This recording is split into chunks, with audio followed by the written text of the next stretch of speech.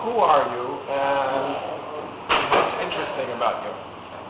My name is Sam Hart. I am a retired Foreign Service officer. I spent 27 years in the diplomatic service. I do some teaching at the University of North Florida. And when I served in Israel 3 years, from 1977 to 1980, I traveled extensively in the West Bank and Gaza. I got to look at the problems up close and personal. And I saw that it was a situation in which a great injustice was taking place.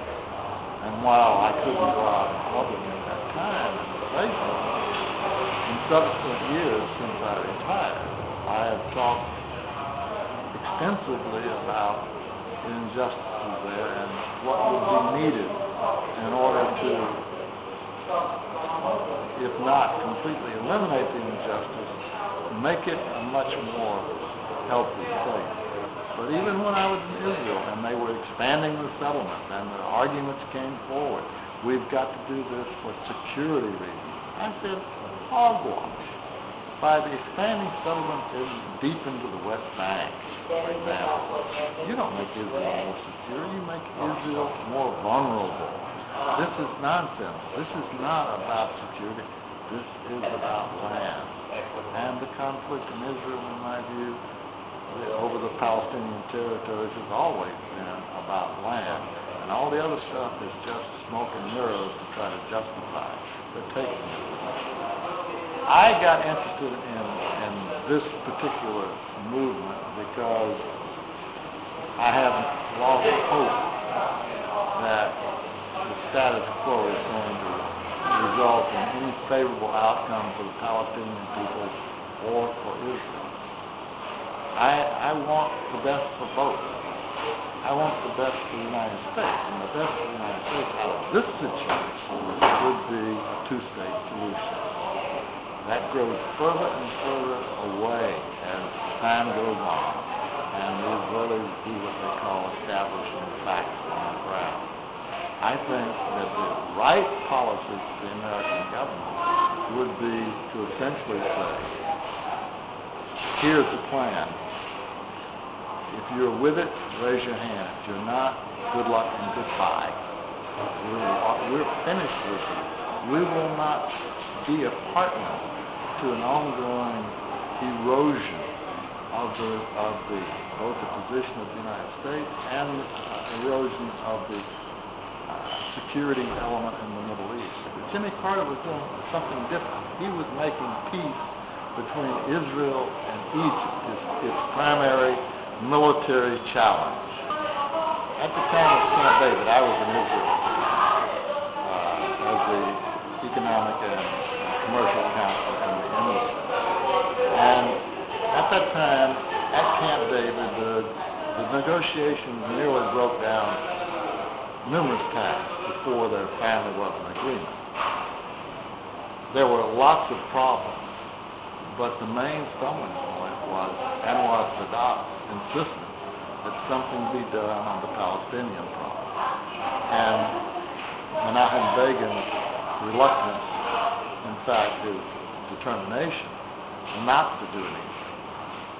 At the end, when the clock was 1 minute to midnight, Jimmy Carter and Anwar Sadat had his decision.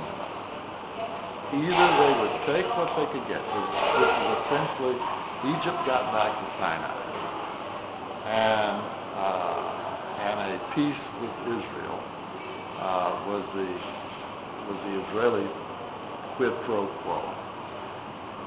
And the Palestinian problem was addressed very obliquely, and it said that there would be a series of negotiations set up between the worthy Palestinian notables and the Israelis to start working toward peace.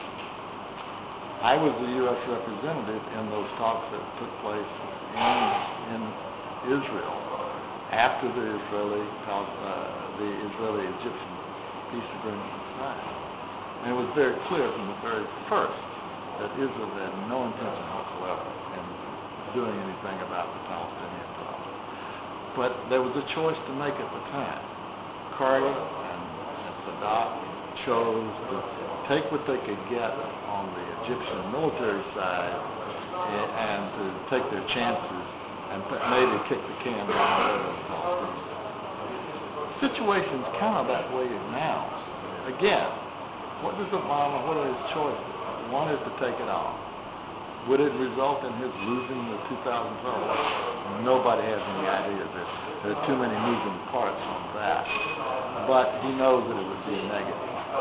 So I don't expect anything much to come out of the administration, marking time, trying to keep an open rupture from occurring with the government of Benjamin Netanyahu, who has a record from the very first day of being opposed to any territorial compromise on any issue with any of Israel's neighbors. He voted no on the peace treaty with Egypt. He voted no on the Oslo Accord. He voted no on everything. The reason is very simple. He firmly believes that all of Eretz Israel, which is between the Mediterranean and the Jordan River, is a legitimate long-term part of the Jewish homeland and will never surrender any of it of his own will. That's it. Could somebody force him to do it? Could Obama force him? No, I don't think he could. But I tell you what Obama could do. He could make life so unpleasant for Mr. Netanyahu that Mr. Netanyahu's government would fall. Then there would be a chance of a negotiated settlement.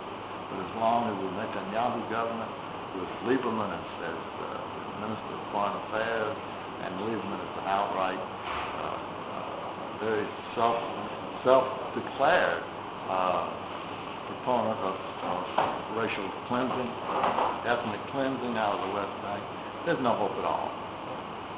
What do you do meanwhile? Hard choice. Well, let me ask you, in this context, the picture that you've drawn for us about where we sit right now, where does the flotilla fit in? And what do you think the importance of the potential or real importance of the flotilla is? And what do you think it can perhaps accomplish? And talk about your motivation and your reasons for accepting the invitation from the Free Palestine movement to participate in this flotilla.